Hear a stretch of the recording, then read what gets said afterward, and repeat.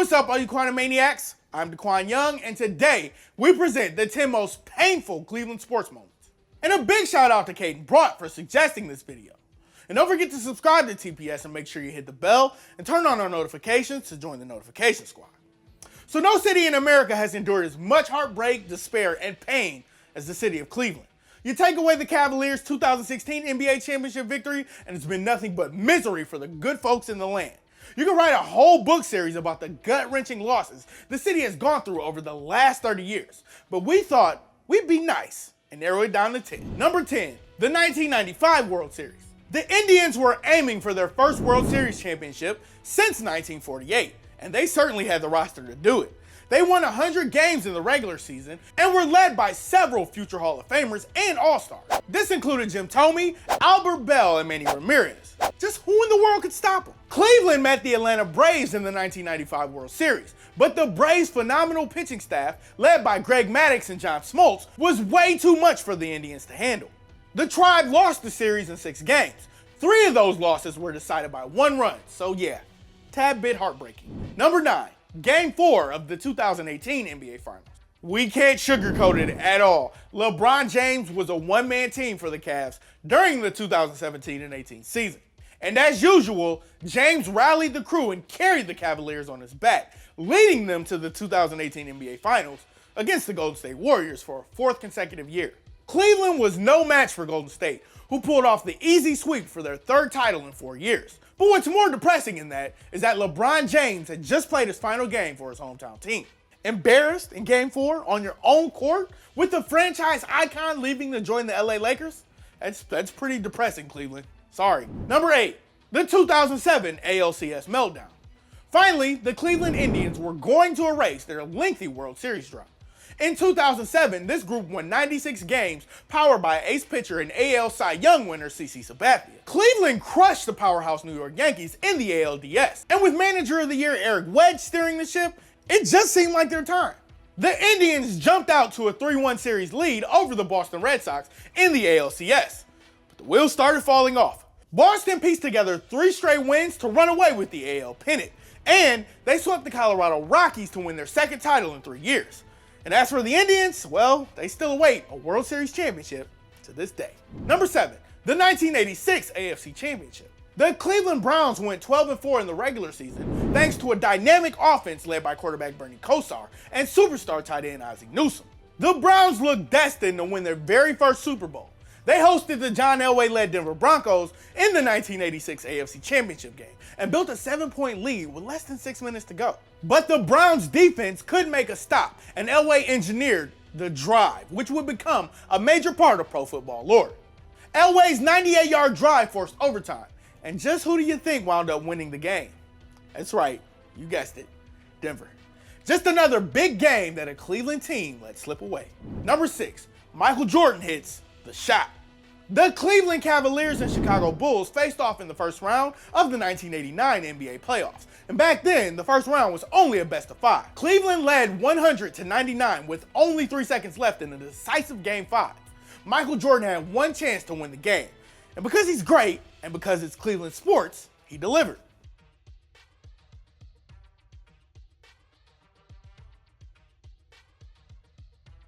It's okay though, Cleveland. You're not alone, because MJ hit those clutch game winners on just about every team in his career. Number 5, Game 7 of the 2016 World Series. The 2016 Cleveland Indians were the ultimate Moneyball team. Led by young stars Francisco Lindor and Jose Ramirez, the Indians captured the AL Central crown. And boy, did they ever win the AL pennant in convincing fashion. They swept the Boston Red Sox in the ALDS, then took down the Toronto Blue Jays in 5 games to capture the AL pennant. Up next, a meeting with the Chicago Cubs in the Fall Classic. Cleveland dominated the first 4 games and snatched a 3-1 series lead.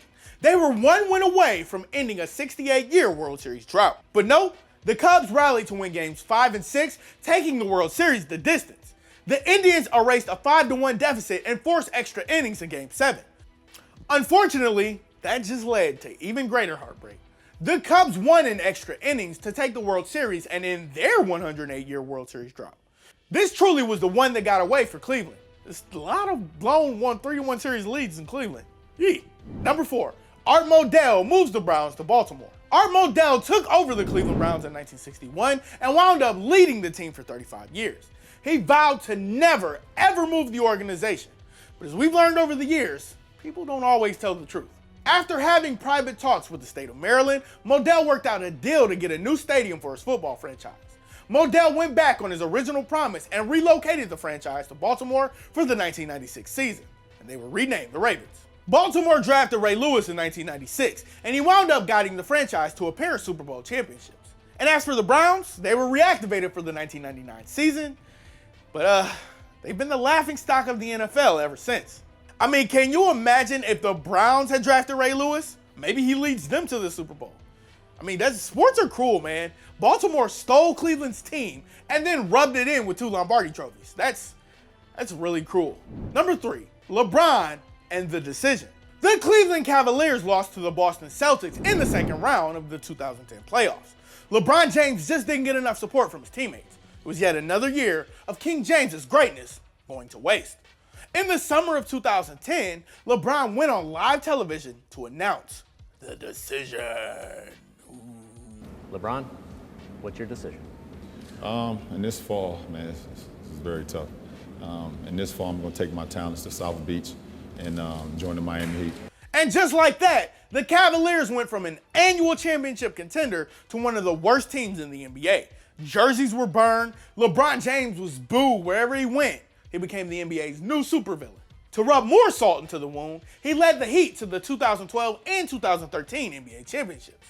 The good news, LeBron rejoined Cleveland in 2014 and guided them to an NBA championship 2 years later. But for 4 years, his decision to leave Cleveland simply sucked for the city. Number 2, Game 7 of the 1997 World Series. The 90s Cleveland Indians are widely regarded as the greatest sports dynasty that never was. This was the same star-studded core from the aforementioned 1995 AL pennant winning team. But after their heartbreak 2 years earlier, you just got the feeling that 1997 was Cleveland's year. They met the Florida Marlins in the 1997 World Series, and it required a thrilling 7th game. The Indians led 2-1 in the bottom of the 9th inning, needing just 2 more outs to win it all. But man, Jose Mesa blew the save.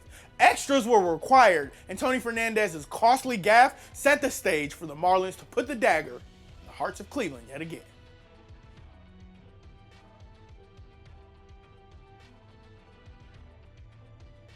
Think about it. Cleveland was just 2 outs away from ending the misery, and they couldn't do it. This was the final World Series appearance for the 90s Indians. Again, they were the greatest dynasty that never was. Man, that team was really good. Kenny Lofton, Roberto Alomar, Omar Vizquel, Sandy Alomar Jr., was it Tommy? I think Oral Hershiser was one of the pitchers in rotation. Who else was on that? Was it Oral Hershiser?